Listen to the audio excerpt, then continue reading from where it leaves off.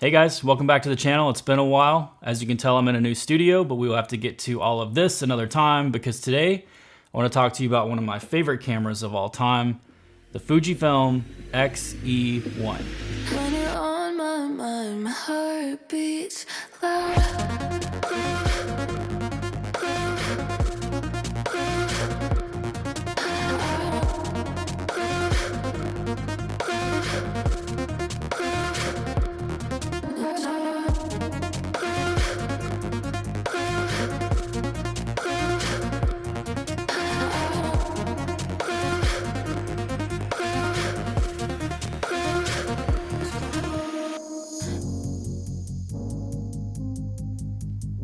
Of the many reasons I love this little camera, the portability, the decent battery life, the dynamic range, the excellent highlight retention, what I really want to talk about today are the film simulations. The simulations in this first generation of X-Trans sensor cameras are a bit different than the newer ones. There's less contrast, the colors lean very pastel, and the reds and the skin tones shift towards this beautiful magenta. And I'm not saying there's anything wrong with the newer Fujifilm cameras, but after shooting with them all, I keep coming back to this one. The X-E1 has a special place with me. This is the camera that I've used to document most of my kids' lives with up to this point. But as my kids have gotten older, the limitations in speed of this camera and essentially lack of autofocus for moving subjects has led me to come up with a solution for how to get this look on essentially any other camera. And I'm going to show you how to get that look today for free in this video.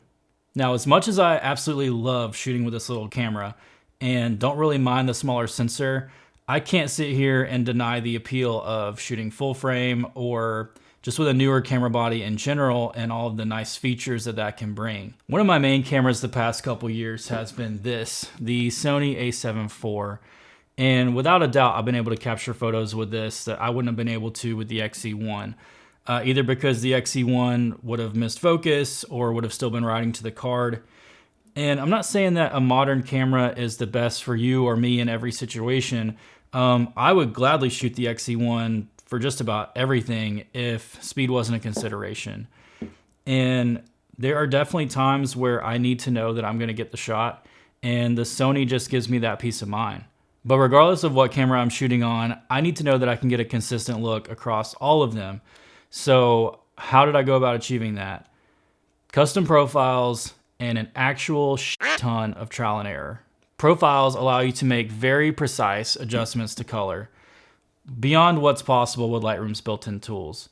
Let's take the HSL panel, for example.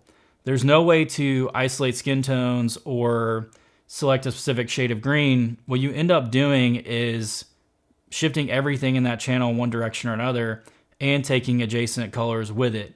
That's one of the many reasons I've never been satisfied with presets, is because they're just a snapshot of the limited built-in tools. So I ended up coming up with my own process of sampling hundreds and hundreds of colors across various lighting situations and achieving a result that I'm proud of. And since about 2018 or so, when I first started trying to match cameras and film, of course there have been others to make profiles, and I've tried a lot of them. But I usually find myself struggling with the same issues that I had with presets, which is that they require a lot of work to look good, or they don't work across a variety of images. And especially with the ones designed to replicate film, I find that oftentimes they have too much contrast or saturation or color cast built in that just makes them less flexible and harder to work with. Let me turn this camera around so that I can show you how I use my own custom profiles to match the look of the X-E1. Okay, so here we are in Lightroom Classic. The first thing I want to do is show you guys some skin tone examples, because I find that skin tone is pretty difficult to manipulate in Lightroom. This is an image from my a7 IV.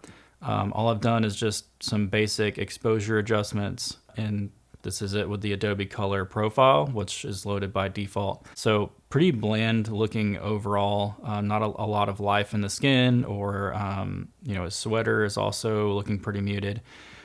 So let me just show you what this looks like with the X-E1 Astia profile. So if I come down here to my X-Trans 1 profiles, I can mouse over Astia, and you can see the difference is pretty huge. So that's Adobe Color, and this is the Astia profile. And if you want to see them side by side, let's do that here. So I can hit this, and there they are side by side. So this is Adobe Color over here. This is Astia right here. And you can see like the gradation and the skin tones. Obviously Astia leans more like into the pink magentas. There's just a lot more life there. Also the blue in his sweater is like completely shifted. That looks, way more vibrant and like I remember it being. Even like the gold in his watch, these like subtle pinks in his skin again. The image overall has just really come to life with one click, and this is the look that I really fell in love with the XE1, was this Astia film simulation. Let me show you one more example. Especially the skin tone areas is what we're going to focus on here again. So this is a 7.4, straight out of camera, no adjustments this time. And let me just go down and show you the Astia profile. So that's Astia applied, that's Adobe Color. And again, we can do a side by side and compare these. As a starting point for my images, I want to get to the finish line as quick as possible. And if I'm using this image, if I'm just documenting stuff for, my kids or what have you, I'm probably just going to apply this Astia profile, no other adjustments, and export, because I think this looks phenomenal.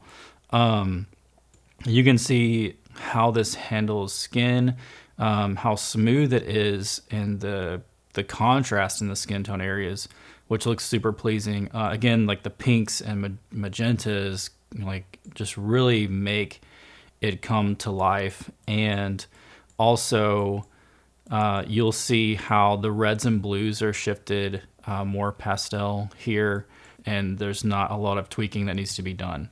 This is a nice landscape to kind of show you how these profiles handle highlights. So again, this is Astia applied, just right out of the gate, no other adjustments. Now for an image like this, I would probably go with Velvia. You can see it's just a lot more vibrant, a lot more saturated overall. I would probably apply that profile, maybe bring up the shadows a bit. And if this was just going in the, the family photo binder or the family photo catalog, this would just be exported as is. If I wanted to get a little more creative with it, I have done the same process with many film stocks, and those are all listed over here. So I can mouse over them. I really like the look of Lomo or Ektar for something like this. So if I pull up Lomo 400 plus 2, and then what I might do is add a little bit of vibrancy just for some more density with the color, and I might bump up the shadows just a touch.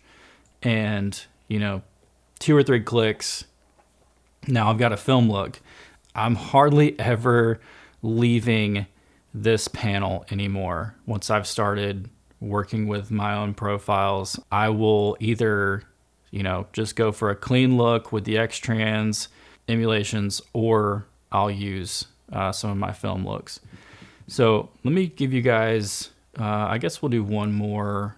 I want to show you this one because there's a lot going on with just the greens, and also you'll see like the difference in his fur and the blues here.